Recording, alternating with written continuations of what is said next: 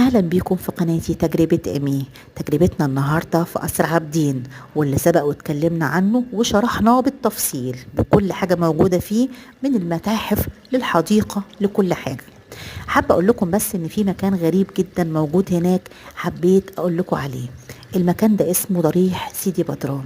طبعا زي ما انا قلت لكم قبل كده ان القصر مبني على رفات الجنود المصريين من ايام عهد محمد علي، واللي قرروا يشيلوها كلها بالكامل عشان يبنوا القصر الجديد.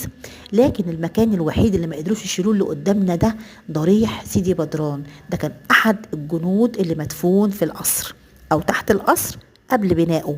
والغريب في الموضوع ان كان كل ما حد يجي يشيله يحصل حاجة او يحصل مشكلة او حاجة تخليهم ما يشيلوش المقام ده من مكانه.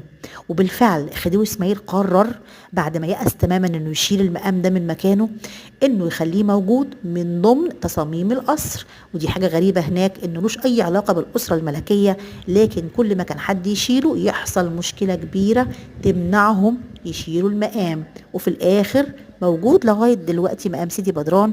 اي حد يروح يزور متاحف قصر عابدين اول ما يدخل هيلاقيه على يمينه مكتوب عليه ضريح سيدي بدران، وده اغرب مكان موجود في القصر.